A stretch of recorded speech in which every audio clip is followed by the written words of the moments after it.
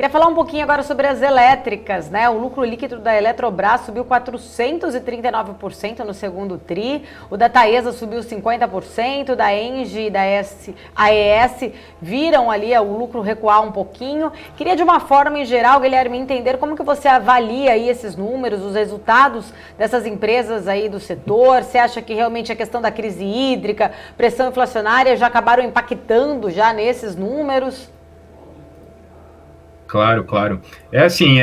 Quando a gente olha para o setor elétrico, né, tem que saber diferenciar as atividades que estão envolvidas ali dentro, né? Então a gente tem basicamente aí três frentes de atuação, né, que é a parte de distribuição, a parte de transmissão e a parte de geração, né? A gente tem companhias listadas que atuam nessas três frentes, a gente tem companhias listadas que são puramente transmissoras, tem companhias listadas que são puramente geradoras, então assim, cada uma tem uma característica. Eu acho que sim, você falou muito bem essa questão da crise hídrica, isso acabou, acho que afetando o setor como um todo de uma forma geral, por mais que algumas teses não sejam nem tão diretamente relacionadas a esse ponto, né, por não estarem tão expostas à questão da geração, ainda mais a parcela hídrica, né, então acho que isso sim é um fator de adversidade aí de curto prazo, mas olhando para resultados, eu acho que assim, a parte de distribuição saiu muito bem, tá, a gente vem observando aí resultados positivos em função aí da retomada econômica, né, de maior consumo de combustível, e, enfim, eu acho que é diretamente correlacionado com isso, então os resultados estão sendo bons, somados a outras iniciativas que a gente olha ali internamente com relação à minimização de perdas, alguns indicadores de eficiência, então eu acho que, de uma forma geral, as distribuidoras têm performado muito bem, tá? A parte de transmissão, ela acho que é a parte, e acho que vale comentar, né, a parte de distribuição, ela é ao mesmo tempo a mais volátil, né, do setor, assim, na minha opinião. Então, eu acho que a gente está num momento positivo, ela está andando super bem, né, e também sofre com algumas questões regulatórias, assim, com a parte de transmissão. Aí, quando a gente olha para a parte de transmissão, acho que assim, não tiveram grandes surpresas, tá? É um negócio super previsível, super controlado, não teve tanta relação com a crise da Covid-19, tá? Muito porque, assim, a linha da transmissora, ela tá lá, né? Ela não depende de quanta energia está passando ali, mas sim da disponibilidade, né, dessas linhas para que a energia seja transmitida, né? Da parte A para a parte B.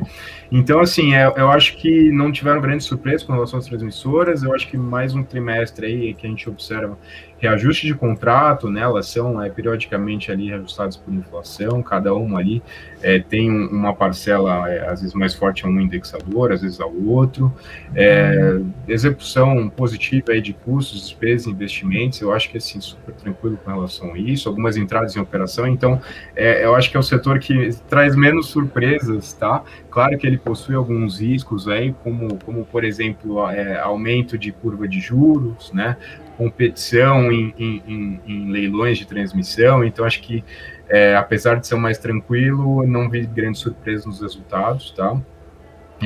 Taesa aí, você mencionou, teve mais um fator aí com relação a reajuste, né, de contratos, então acho que isso afeta positivamente, acho que ela veio apresentando, sim, ótimos resultados ao longo dos últimos tempos em função dos contratos estarem mais atrelados ao IGPM, né, e isso, como o IGPM teve uma alta muito forte, né, eu acho que acabou afetando positivamente, acho que isso até pode ter impactado aí na distribuição de dividendos, né, de uma forma acima do que a gente estava acostumado a observar, né?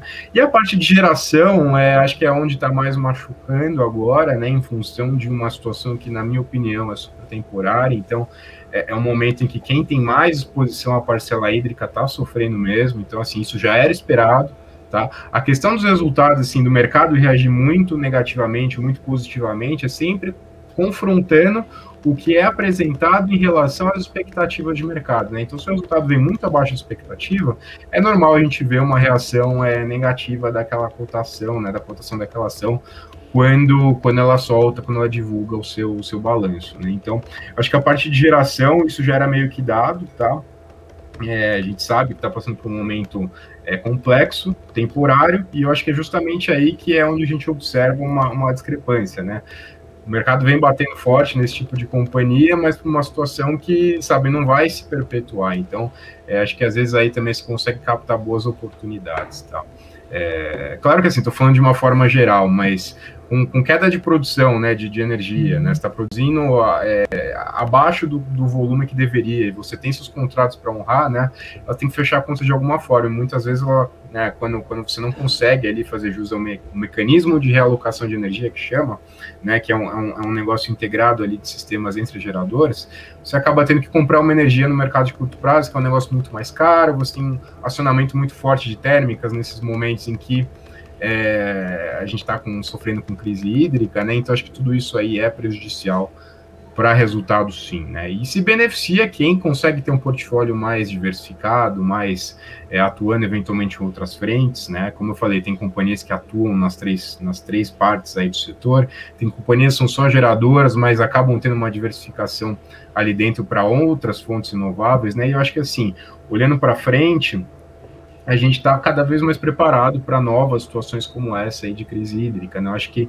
a gente vem observando um movimento geral dessas companhias para tentar diversificar, né, o portfólio com novas fontes de geração, né, eólica, solar, enfim, para justamente ter uma dependência de matriz hídrica menor ao longo do tempo, né? E aí a gente, acho que isso em 2001, por exemplo, teve uma outra crise super forte, né, crise hídrica, e de lá para cá a gente já tem uma dependência muito menos da matriz hídrica, né? Então acho que isso é uma iniciativa que está acontecendo do lado das empresas, e pensando para longo prazo, eu acho que é isso que importa, tá?